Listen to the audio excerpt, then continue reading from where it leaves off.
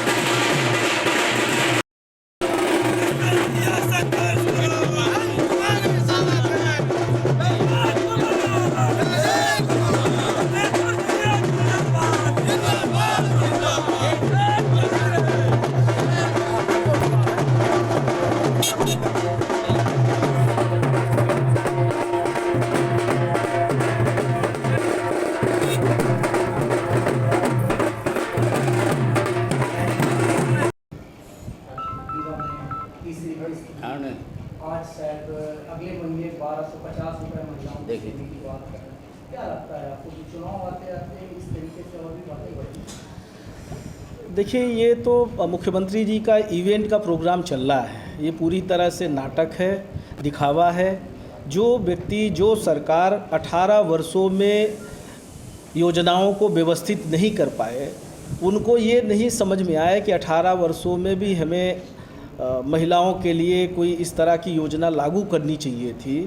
अब जब कांग्रेस पार्टी ने हिमाचल प्रदेश में, कर्नाटक में, राजस्थान में, छत्तीसगढ़ में सभी जगह जब ये योजनाएं लागू की, अभी कर्नाटक में जो चुनाव हुआ, हिमाचल में जो चुनाव हुआ, हमारे वचन पत्र में था नारी सम्मान योजना का, और वहाँ पे 2000 रुपये कर्नाटक में भी देना शुरू हो गया, हिमाचल में भी देना शुरू हो गया। तो जब कांग्रेस पार्टी ने मध्य प्रदेश में भी इसकी प्लानिंग की और जब सुगबुगाहट शुरू हुई तो इन्होंने जल्दबाजी में लाडली बहना योजना लॉन्च की। पर ये सिर्फ दिखावी योजना है। आप देखिए, अभी बाकी सारी जगह जो है ना, इतना ये हज़ारों करोड़ का प्रावधान कर रहे हैं। सड़क बनती है, सड़क एक ही बारिश में पूरी तरह से ध्वस्त हो जाती है। पुल पुलिया जो है ना, आप देखिए क्या स्थिति है। राष्ट्रीय राजमार्ग सीधी सिंगरौली विगत 12 वर्षों से बन रहा है, और ये भी कमलनाथ जी जब प्रदेश में उनके पास ये मंत्रालय था, हमारे सीधी जिले का डेलीगेशन गया था, तब रीवा से सिंगरौली राष्ट्रीय राजमार्ग के लिए उन्होंने ये सैंक्शन किया था। दुर्भाग्य है कि रीवा से सीधी तो बड़ी मुश्किल में कई सालों में बना, पर सीधी से सिंगरौली अभी भी लोग परेशान हो रहे हैं। आए दिन रास्ता बाधित हो जाता है, किलोमीटर में लाइन लगती है, कई दिन तक बाधित रहता है। तो ये सारी चीज़ों पे, इन पे बात नहीं करेंगे। खुद गए थे ये भूमि पूजन करने के लिए मुख्यमंत्री जी, और कई बार भूमि पूजन भाजपा के नेताओं ने कर दिया। तो लाडली बहना जो इनकी योजना है, ये पूरी तरह से चुनावी योजना है। आज आप बताइए कि महंगाई कितनी ज़्यादा है। महंगाई से लोग सबसे ज़्यादा परेशान हैं। 9 वर्षों में भाजपा की सरकार ने ही इतनी महंगाई दी, हर वस्तुएं 2 गुणों से ज़्यादा रेट में हो गई। इसके लिए कौन जिम्मेदार है? इस पे भाजपा के नेता बात नहीं करते। जब कांग्रेस की सरकार थी, 10 रुपये, 5 रुपये, 1 रुपये, 2 रुपये भी डीजल पेट्रोल के दाम बढ़े होंगे।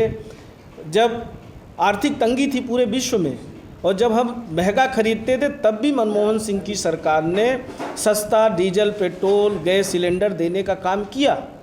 इन्होंने तो घर घर सिलेंडर, गैस चूल्हा, उद्योगपतियों का बना हुआ सामान बेचने का काम किया। बहुत बड़ा घोटाला है। पर आज आप देखिए कि सबसे ज़्यादा गैस सिलेंडर गरीब महिला हो या किसी भी सम्भ्रांत परिवार की महिला हो, हर कोई, क्योंकि कोई ऑप्शन नहीं है, खाना तो बनाना है, तो कितना ज़्यादा अभी ये लूटने में लगे हुए हैं। जीएसटी में कितना सारा टैक्स लग रहा है, नोटबंदी में पूरा अर्थव्यवस्था चौपट कर दी। इन सब बातों पे ये चर्चा नहीं करते। आज किसान परेशान है। आज बिजली का बिल, जिनके 100 रुपये बिजली के बिल घरेलू आते थे, आज 1000 रुपये से ज़्यादा आ रहे हैं। खेती किसानी का बिजली के बिल 10-10 हज़ार, 8-8 हज़ार रुपये आ रहे हैं।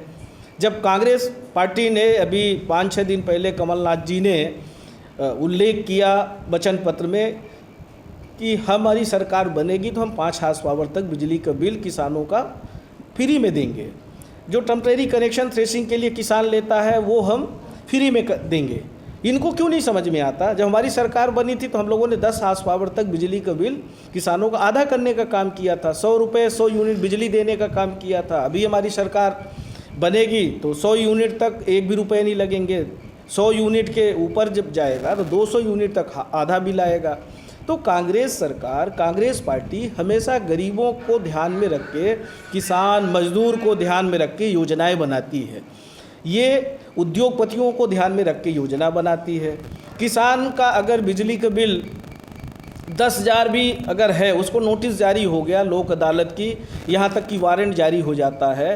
कई लोग थाने में बिठा लिए जाते हैं, फिर जमानत कराते हैं, मजबूरी में कर्ज लेके बिजली का बिल अदा कर रहे हैं। कई ऐसे उदाहरण हैं।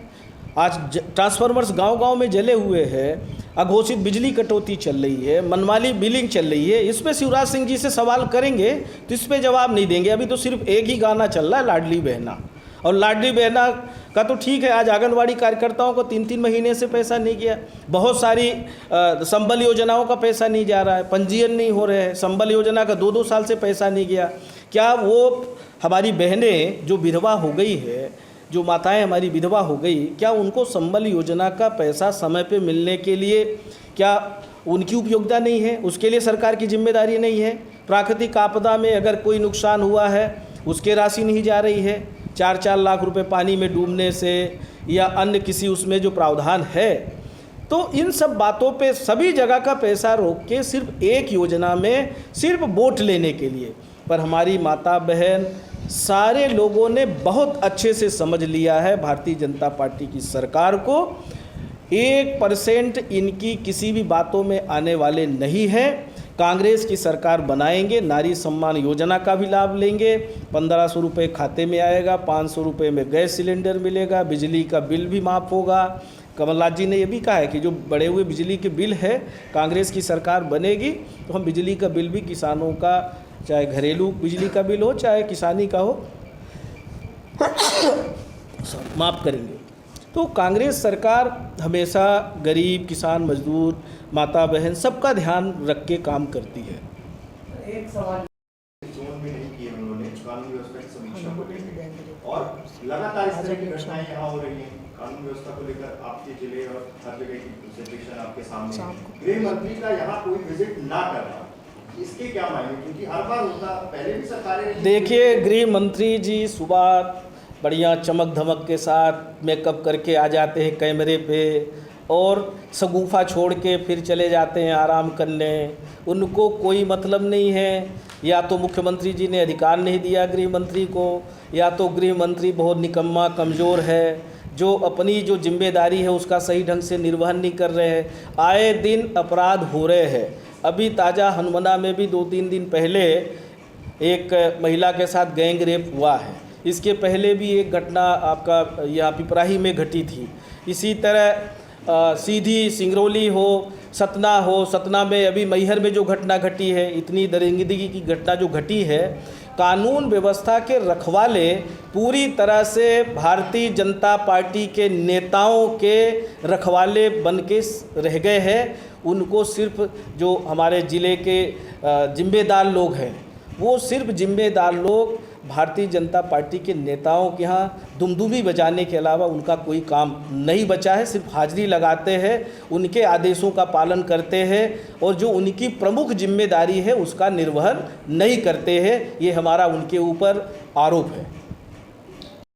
4 से 6 दावेदार हैं, कैसे इन सारी चीज़ों को बैलेंस करेंगे, क्योंकि स्क्रीनिंग कमेटी की बहुत बड़ी जिम्मेदारी होती है। देखिए, इसके लिए तो आदरणीय राहुल गांधी जी, आदरणीय खड़गे जी को बहुत बहुत धन्यवाद हम करते हैं कि हमारे जैसे एक सामान्य कार्यकर्ता को, पिछड़े वर्ग के युवा को इतनी महत्वपूर्ण जिम्मेदारी में शामिल किया है।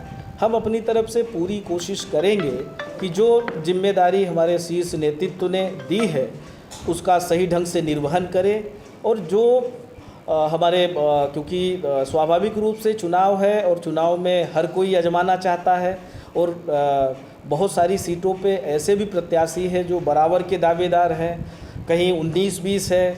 अब इसमें बहुत सारे सर्वे भी हुए हैं पार्टी की तरफ से, संगठन की तरफ से भी बहुत सारे प्रस्ताव गए हैं।